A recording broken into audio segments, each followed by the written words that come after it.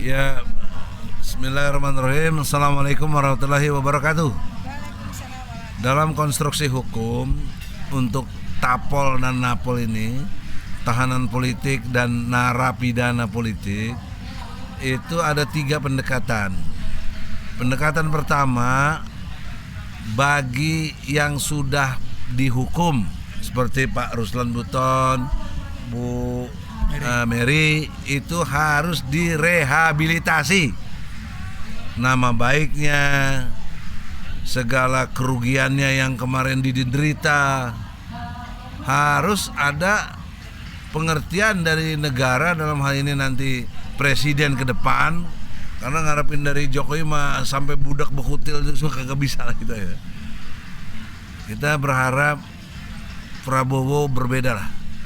Dan buktikan Prabowo sebagai presiden yang peduli kepada aktivis dan betul-betul ingin menegakkan hukum yang benar. Jadi mereka ini harus direhabilitasi. Nah, saya gimana? Saya tidak lewat pengadilan.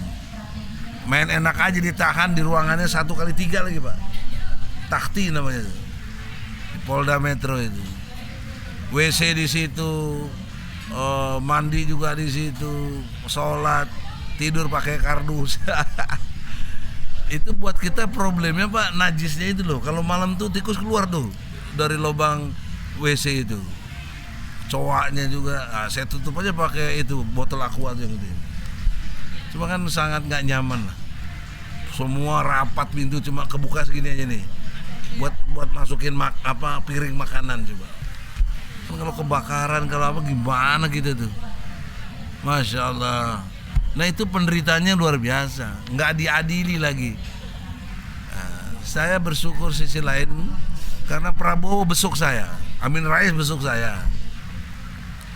Kemudian setelah Prabowo besuk, saya lewatin dulu tuh bulan puasa, Lebaran di penjara. Kemudian setelah nggak lama dari situ, jadi saya 41 hari 41 malam. Lumayan juga tuh. 1 hari aja di penjara kan gak enak lah, siapa yang mau. Itu Dasko datang ke Polda. Sebelumnya Fadli John. Nah, dia waktu itu kan wakil ketua DPR Fadli John. Kemudian sekarang diganti oleh Dasko. Dialah yang ngajukan jaminan pembebasan saya. Polisi mungkin juga udah ada understanding dari Presiden Jokowi, karena Prabowo kan mulai merapat kalau seingat saya itu. Ya akhirnya kita dibebaskan tanpa diadili. Nah, buat saya ini namanya ya abolisi. Konstruk hukumnya itu abolisi. Ada penyempurnaannya yang tanpa diadili, karena sampai hari ini saya masih tersangka. Itu berbahaya. Jadi ibarat buntut dipegang terus, saya susah mau nggak mau. Tapi saya kan nggak peduli, sikat aja lah. Tapi harus ada abolisi. Nah, ada model Gus Nur dan Bambang Tri, dan ada Said Baraja apa siapa tuh yang masih ditahan. Beberapa lagi tempat-tempat lain. Mereka harus diberikan amnesti. Nah, ini ilmu hukum ini. Jadi amnesti istilahnya diampuni, betul-betul bukan beda dengan gerasi ya. Kalau gerasi kan minta mohon salah, enggak. Jadi misalnya Prabowo presiden tanggal 20 Oktober. Tanggal 21 Oktobernya Gus Nur Bambang Tri harus bebas. Amnesti. Itu baru top Prabowo. Kalau Prabowo tetap legalisasinya dari yang Jokowi sebagai legasi, Prabowo bagaimana kita mau dukung? Anda sama aja dengan Jokowi yang brengsek itu gitu loh. Betul nggak, Pak? Sampai saya itu dulu. Sekarang Bunda Mary dulu, Pak ya. Lady the first. Bagaimana pendapatnya? Baik, kalau kemarin kita merasa bahwa kebebasan kita berkumpul, berpendapat, berserikat dan berkumpul itu merasa dikebiri. Yang keras. Ya. Ya, kalau kemarin kita merasa bahwa kebebasan kita berpendapat, berkumpul, berserikat untuk menyampaikan satu pendapat itu dikebiri. Kenapa? Dengan terbukti bahwa pada hari ini kita berkumpul dari berbagai daerah, mantan-mantan atau alumni tahanan politik. Ya, atau tahanan politik atau napol, narapidana politik ya. Nah, kami berharap nanti ketika kepemimpinan Bapak Prabowo, ayolah gitu. Berikan kebebasan kepada rakyatnya untuk memberikan pendapat, berserikat, berkumpul. Kenapa? Kalau kemarin kita siapa aja yang mengkritik, siapa aja yang berpendapat, itu kalau tidak sesuai dengan menyinggung kepemimpinan hari ini, ya pada ditangkepin. Hari ini kan sekali lagi bukan hanya bapak-bapak ataupun mahasiswa yang ditangkepin, kami emak-emak pun yang dianggap sebagai oposisi pun ditangkap. Bagaimana ini?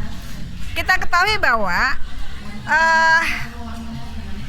seorang kepala negara, seorang pemimpin itu bertanggung jawab di hadapan Allah maupun di hadapan manusia. Jadi apa yang terjadi hari ini, Pak Jokowi harus tanggung jawab gitu dari segala aspek kehidupan, yang mana persatuan kesatuan kita tercabik-cabik, ekonomi juga yang babak belur.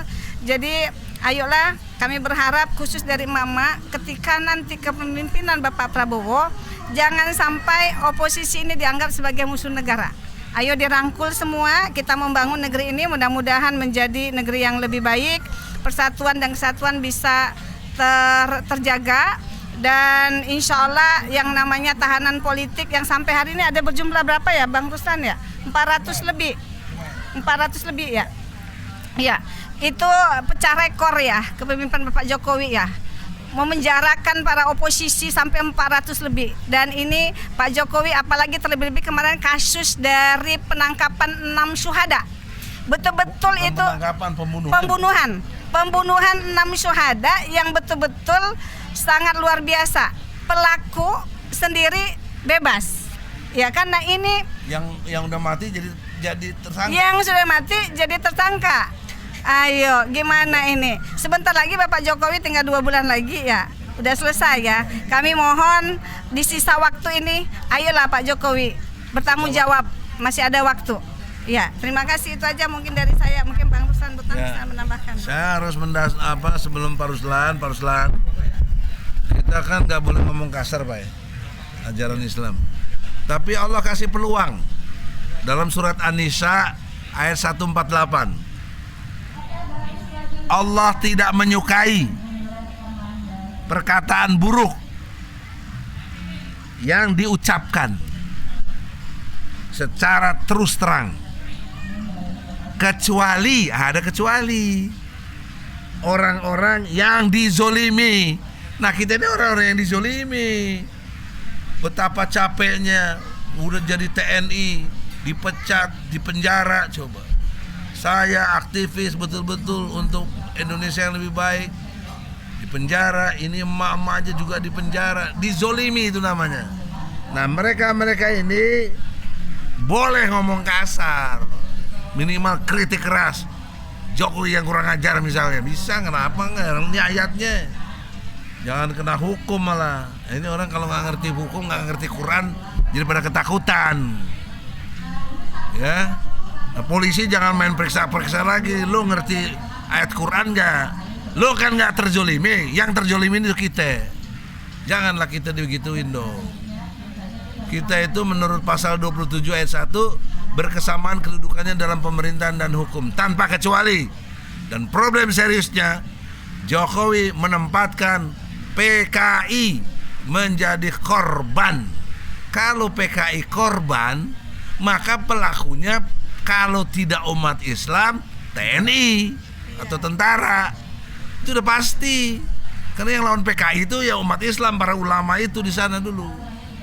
Terutama seputar Jawa Timur banyak sekali kan kejadian-kejadian itu. Ya toh? Negara minta maaf kepada pelaku yang sebenarnya itu PKI. Kok PKI yang dikasih jatah, dikasih rehabilitasi, dikasih segala macam Dunia terbalik. apa bantuan-bantuannya, kompensasinya. Wah, kalau kita ini dijolimi langsung oleh Jokowi. Jadi ingat, Jokowi yang menjolimi kita. Apa kok nggak kira anak istri kita nggak menangis? Suaminya dan lain sebagainya, anak-anaknya juga. Pak Ruslan juga demikian. Luar biasa penderitaan kita itu. Akibat siapa? Jokowi. Jadi kita ini langsung korban Jokowi. Maka Jokowi, mestinya kau tanggung jawab deh sebelum habis. Jangan enak-enak aja kok, ya. Saya kira itu. Sekarang Pak Ruslan, silakan. Oh gitu. Saya bicara terakhir sekaligus penutup. Baik, terima kasih. Pak Panglima. Terima kasih. Di sini ada Bang Egy, ada Bunda Mary. Jadi tadi kita sudah ikut hadir dalam rangka persaudaraan tahanan politik dengan narapidana politik. Jadi sudah dibentuk paguyubannya. Alhamdulillah, ini sesuatu yang luar biasa. Undang-undang mengatur kebebasan berpendapat.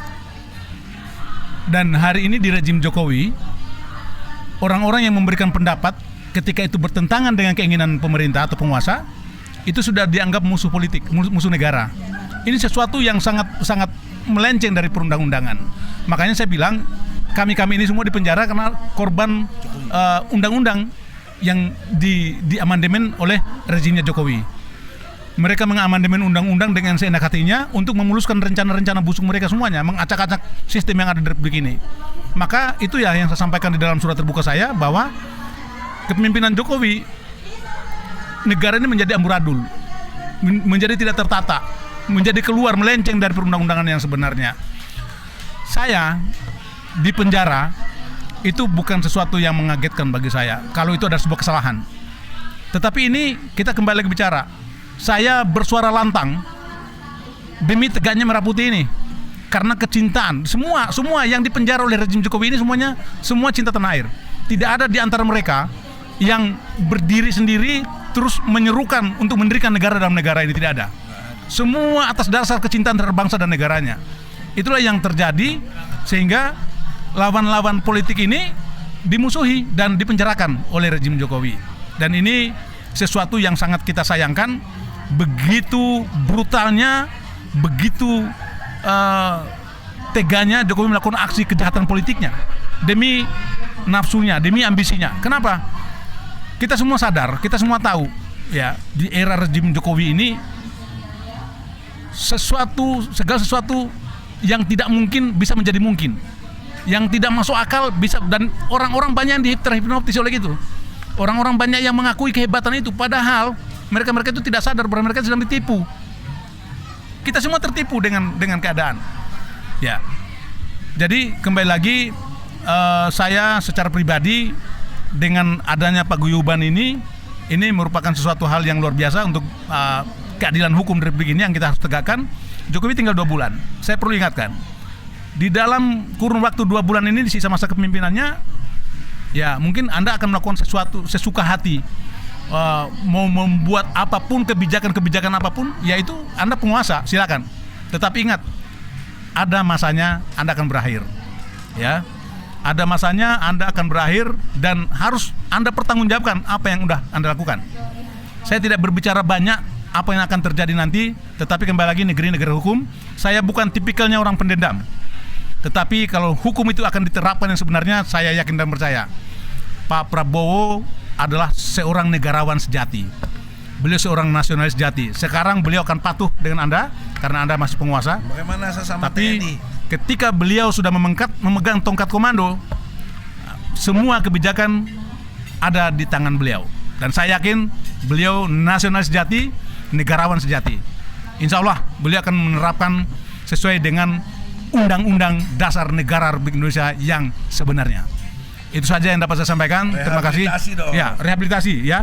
Narapidana, tahanan politik itu semuanya harus direhabilitasi, nama baiknya, kerugiannya, nah, demi marwahnya. Karena sekarang orang-orang yang sudah narapidana dan tahanan politik itu di mata masyarakat sebagian besar akan mengucilkannya. Ya, tapi ini di masa Pak Prabowo saya punya keyakinan beliau seorang negarawan sejati pasti akan melakukan itu. Terima kasih.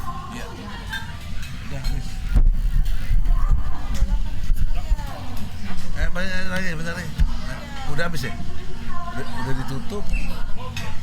Kesempatan ini ada lagi satu yang ingin kami sampaikan kepada Bapak Jokowi, tolong ditinjau kembali peraturan Nggak usah pemerintah. tinjau, Cabut peraturan pemerintah nomor 28 tahun 2024. Ini peraturan pemerintah ini ngaco. Pemerintah yang peraturan yang ngawur. Masa seorang pelajar Kasih kondom. disiapkan diberikan alat kontrasepsi. Ini apa nih maksudnya? Ngawur ini. Mau merusak anak bangsa itu namanya. Tolong Pak Jokowi, Jadi itu untuk kerisauan dicabut. ibu-ibu ya? Kerisauan mama. Kita mikirin kok anak kita masih seorang pelajar kok dipersiapkan. Ini ngawur. Gila, itu aturan gila itu. Tolong dicabut peraturan itu. Ngawur. Iya, terima kasih. Nah, tambahannya kalau itu nanti berada dari sisi lain ya. Itu berdampak serius kepada pelanggaran Undang-Undang Dasar 45.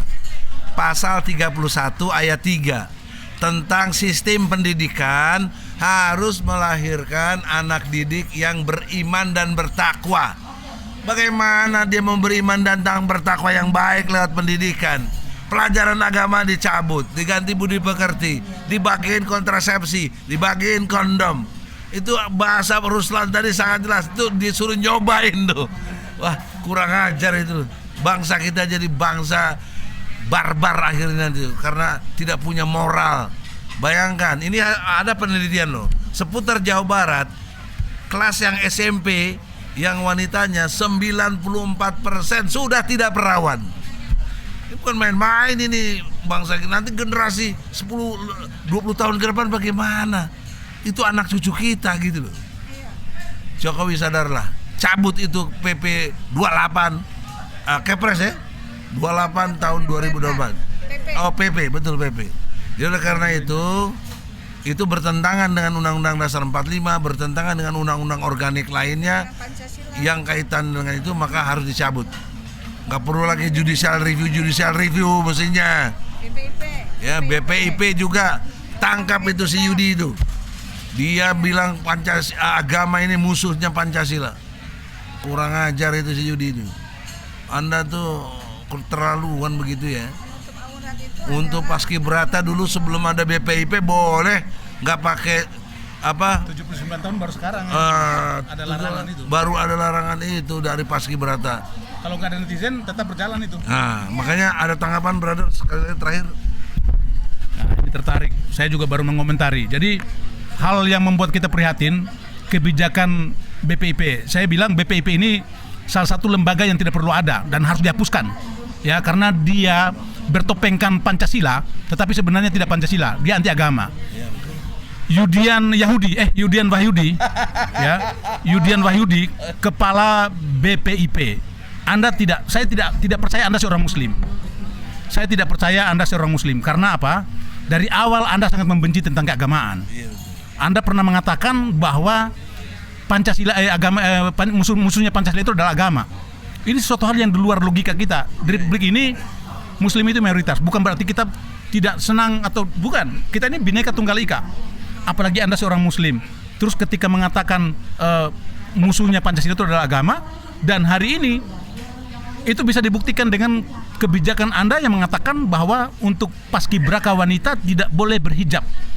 Ini biadab. Dan Anda layak dipecat dan dibubarkan BPIP. Itu hanya menghabiskan anggaran negara. Di penjara tuh. Ya, hanya menghabiskan anggaran negara. Masyarakat kita banyak yang miskin, yang susah makan, itu tidak bisa makan untuk membayar menggaji kalian. Tetapi ternyata kalian pun mengkhianati agama. Ini sesuatu yang sangat biadab, tidak boleh dibiarkan. Oke, terima kasih, salam waras. Oh iya, masalah kontrasepsi yang PP 28 ini juga sesuatu hal yang sangat di luar akal sehat kita. Anak sekolah setingkat SMP sudah diberikan barang seperti itu, berarti indikasinya bahwa mereka itu diperbolehkan untuk melakukan hal yang bodoh itu.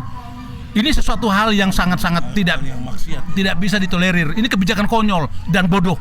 Ini harus dicabut, segera dicabut. Jokowi harus bertanggung jawab ini. Terima kasih.